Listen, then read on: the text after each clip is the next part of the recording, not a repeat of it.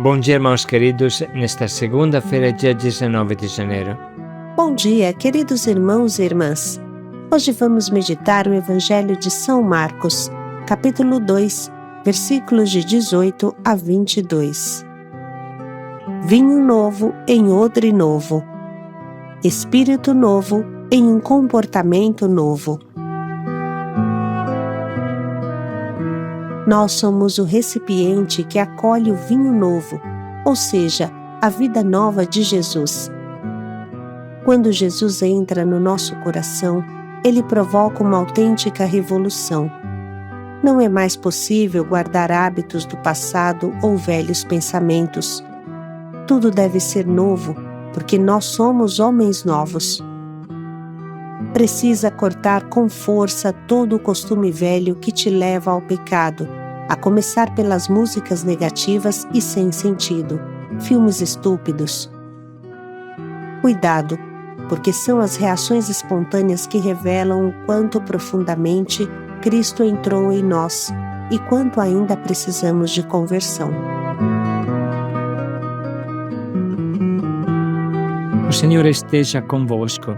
Ele está no meio de nós. Proclamação do Evangelho de Jesus Cristo segundo Marcos. Glória a vós, Senhor.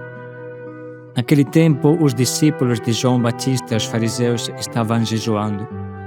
Então vieram dizer a Jesus: por que os discípulos de João e os discípulos dos fariseus jejuam e os teus discípulos não jejuam?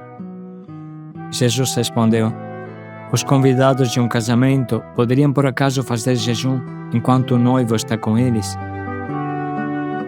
Enquanto o noivo está com eles, os convidados não podem jejuar. Mas vai chegar o tempo em que o noivo será tirado do meio deles. Aí então eles vão jejuar. Ninguém põe o remendo de pano novo numa roupa velha, porque o remendo novo repuxa o pano velho e o rasgo fica maior ainda. Ninguém põe vinho novo em odres velhos, porque o vinho novo arrebenta os odres velhos e o vinho e os odres se perdem. Por isso, vinho novo em odres novos. Palavra da salvação. Glória a vós, Senhor.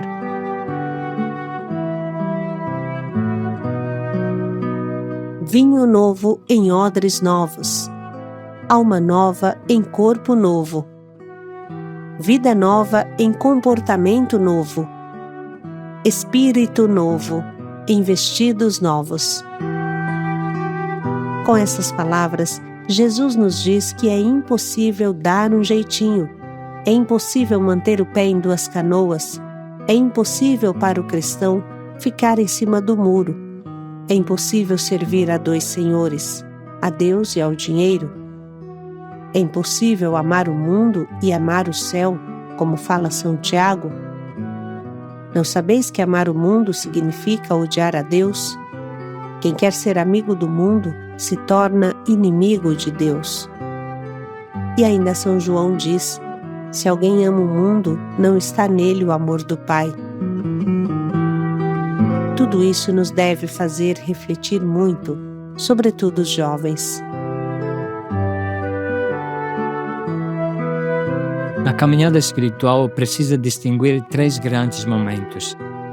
O primeiro, que poderíamos chamar momento iluminativo, coincide com o primeiro retiro, Yeshua, Ruá, Caná, Fanuel, ou a primeira forte experiência de Deus que nos tira da lama dos vícios, da mesmice, da tibieza e nos lança no céu azul de Deus.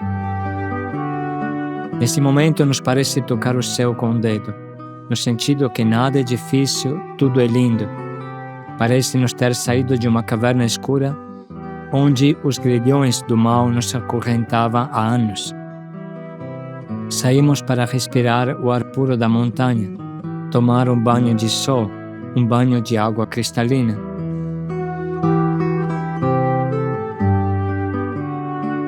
O segundo terrível momento é o momento purgativo ou de purificação, no qual a pessoa tem a impressão de cair, rolar barranco abaixo, precipitar de novo no mesmo abismo de onde saiu, ou até em lugar pior do que antes. Se trata de uma tomada de consciência do quanto é difícil a conversão. De repente, percebemos com clareza que não somos tão santos como achávamos, que custa sangue seguir Jesus e ser de Jesus comporta um esforço crucificante todo dia.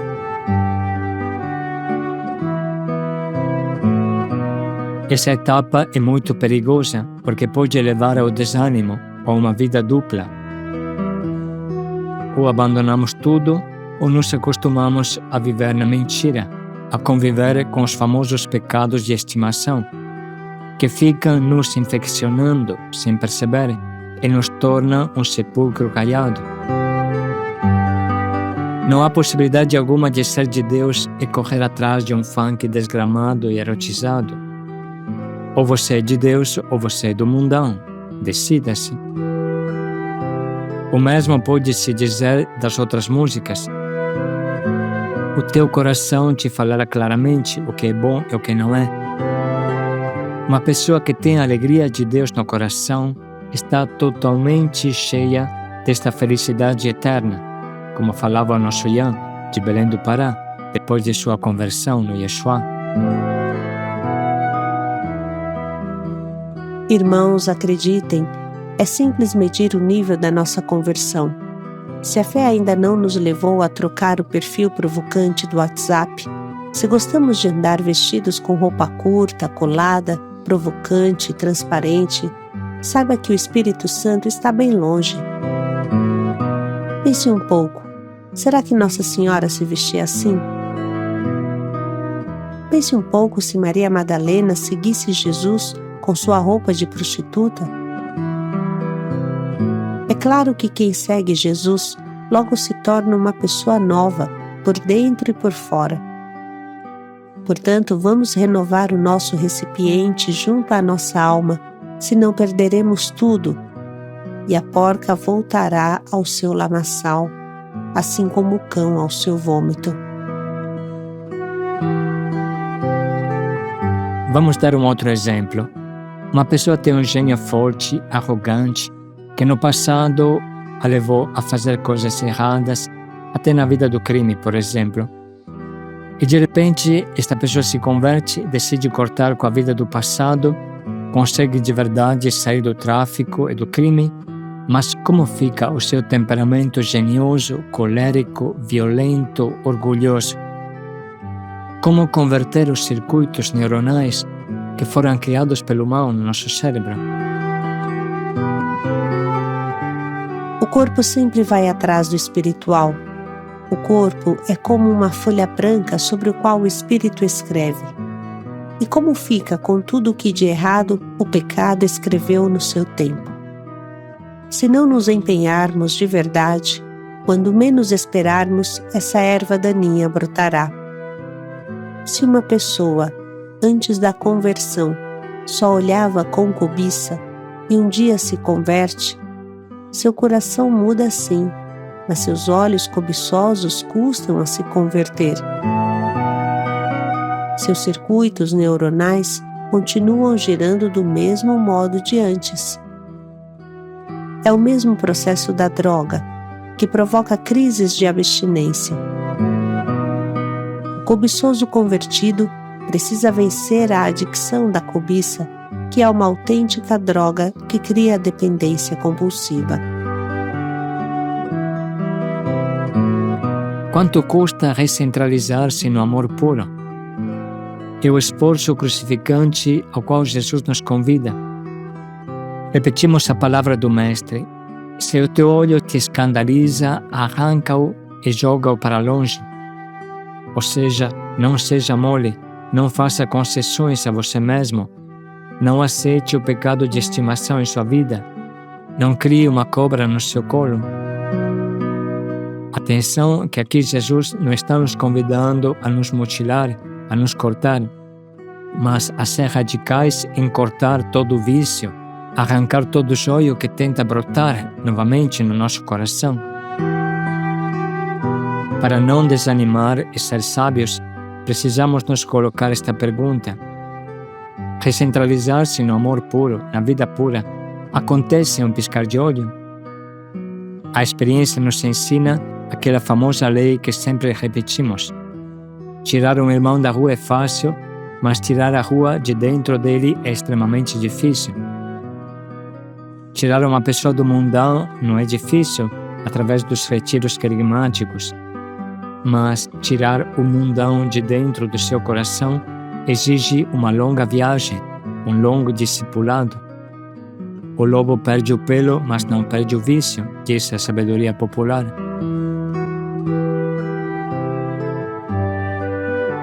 Quando Jesus fala vinho novo em odres novos, ele quer dizer: sejam novos até o miolo do seu coração. Faça penetrar a conversão até a camada mais profunda do seu coração. Não queira brincar com o mal, lhe conceder um cantinho no seu coração.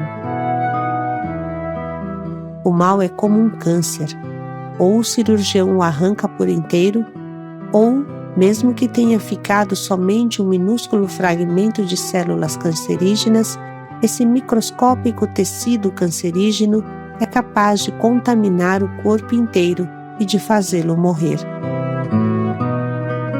Concretamente, isso significa que se deixamos no nosso armário algumas peças indecentes, no nosso celular links de site pornô, sem colocar uma trava que impeça acesso a sites pornográficos, se continuarmos a frequentar inutilmente os ambientes que antes nos levavam ao pecado, tudo isso nos contaminará novamente e nos conduzirá à morte. De nada valerá Jesus ter nos resgatado. Se não restituirmos o que roubamos ou tiramos dos outros, no caso seja impossível a restituição, então precisa doar prontamente todo o dinheiro injusto aos pobres. Se não nos decidimos a perdoar de verdade e deixar de abrigar ódio em nosso coração contra alguém, a nossa desconversão está às portas. Essa é uma etapa importante no caminho da santidade. Os santos chamavam este momento de via purgativa ou via purificante. Esse é realmente o momento da purificação que parece tão duro, tão desgastante, que cria desânimo em muitos de nós. Por exemplo, se uma pessoa caiu nas drogas por causa de uma atitude de carência, porque não tinha força para enfrentar as dificuldades, e afogava o seu desespero na bebida, nas drogas, procurava se apagar, se anestesiar para não viver a realidade. Esta pessoa, quando de repente se converte, corta sim com as drogas e a bebida, com muita luta e sacrifício, mas como fica o buraco de carência que ela tem dentro? Se não se preenche logo este buraco com Deus, o perigo de cair de novo dentro dele é imenso.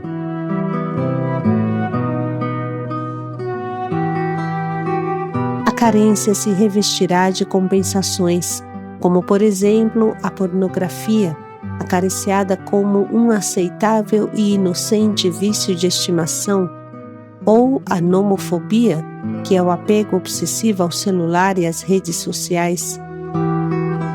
Infelizmente, tudo isso é comum no meio dos neoconvertidos. Buscar o Evangelho mais do que um site pornográfico, mesmo depois de retiros que ensinaram como isso é bom, é um esforço crucificante e necessário para manter viva a graça da conversão. Colocar os olhos na Bíblia, mais do que no celular, é uma escolha que nos coloca na cruz, muitas vezes. O mesmo observamos considerando o problema da ansiedade. Se tirarmos a droga e não trabalharmos o cânion da ansiedade, ou seja, tiramos a droga e não a ansiedade, logo o ansioso procurará a compensação na comida e se tornará obeso, diabético, hipertenso. Renunciar à comida para ele será um autêntico esforço crucificante, apesar de ter ouvido 1000 palestras. O primeiro passo é sem dúvida sair da rua, renunciar às drogas. Mas esse é somente o primeiro passo. Depois vem mais 100, 1000 passos. Vem um percurso de conversão, que podemos chamar de êxodo, porque é realmente igual ao êxodo do povo de Israel. Podemos refletir aqui um momento também sobre uma outra adicção ligada ao egocentrismo, a adicção no modo de vestir para atrair a atenção. A palavra despojar-se do homem velho leva logo a nossa atenção à roupa que usamos para cobrir nosso corpo. Precisamos nos perguntar: o meu modo de vestir é de Deus? Os meus trajes levam a Deus ou levam à cobiça, levam a pecar? De fato, existem pessoas dispostas a se vender para conseguir uma migalha de atenção dos outros. Não percebem que a exploração nunca foi admiração, nunca criou comunhão, nunca criou amor autêntico. É como espremer um bagaço seco. Para nos consolar, é importante saber que depois dessa etapa chamada purgativa, vem a etapa final gloriosa, chamada unitiva, que realiza plenamente e mais do que imaginamos tudo o que sonhamos na primeira etapa. Esse momento unitivo é o paraíso, o gozo das alegrias eternas.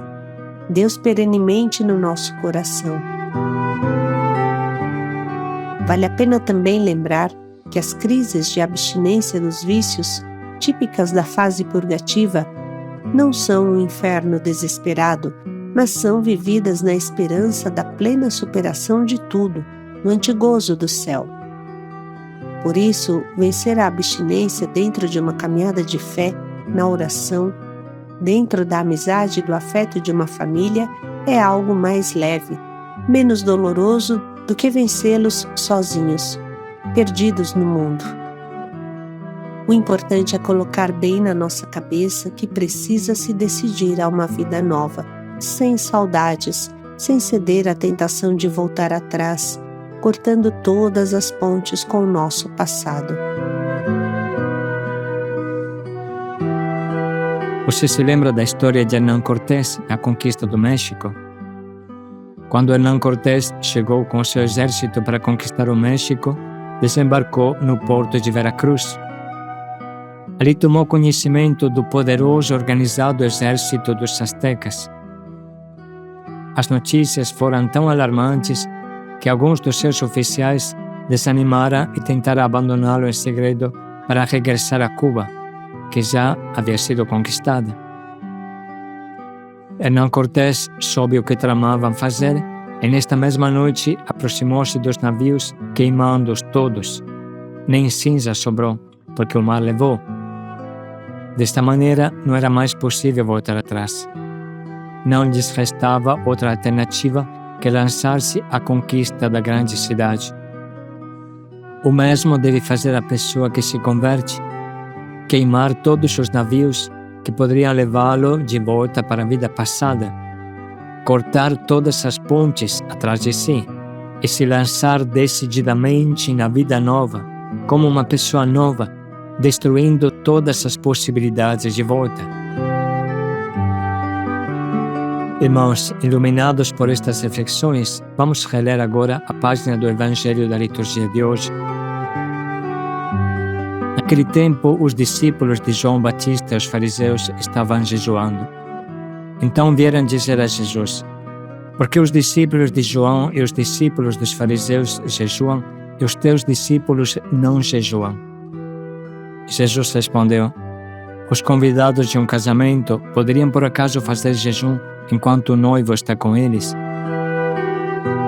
Enquanto o noivo está com eles, os convidados não podem jejuar. Mas vai chegar o tempo em que o noivo será tirado do meio deles. Aí então eles vão jejuar. Ninguém põe um remendo de pano novo numa roupa velha, porque o remendo novo repuxa o pano velho e o rasgo fica maior ainda. Ninguém põe vinho novo em odres velhos, porque o vinho novo arrebenta os odres velhos e o vinho e os odres se perdem. Por isso, vinho novo em odres novos.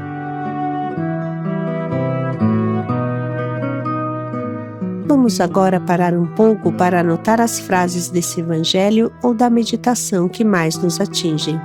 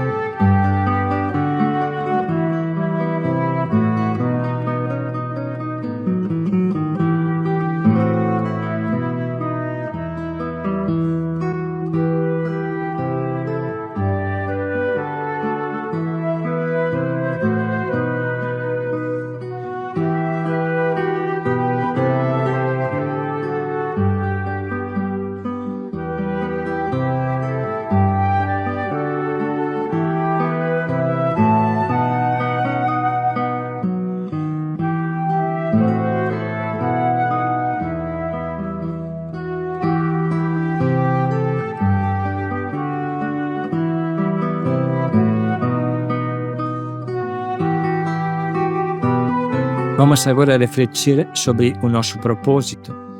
Quais escolhas de conversão Jesus está me pedindo para eu ser novo de verdade? Quais maus hábitos devo cortar na minha vida para ser inteiramente de Jesus?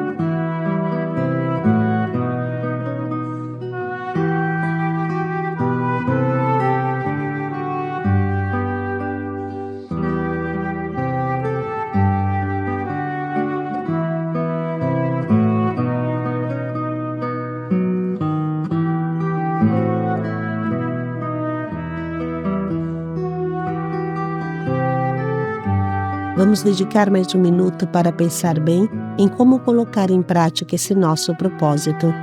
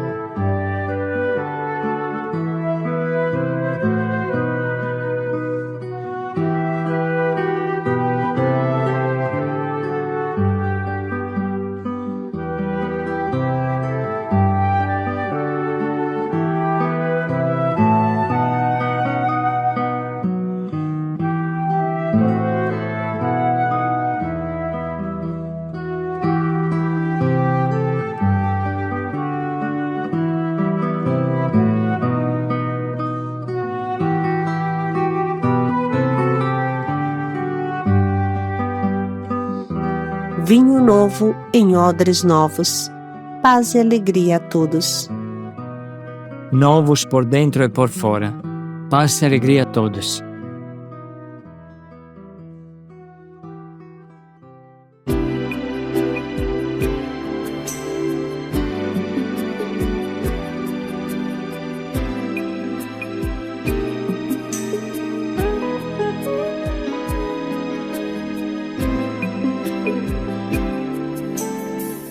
O amor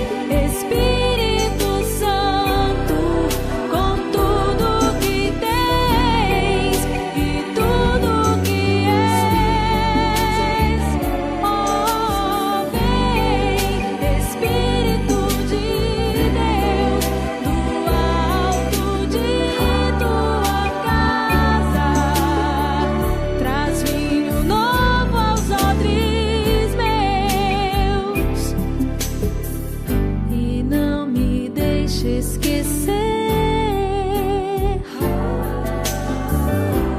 que o caminho que trilho é de cruz e que apesar dos espinhos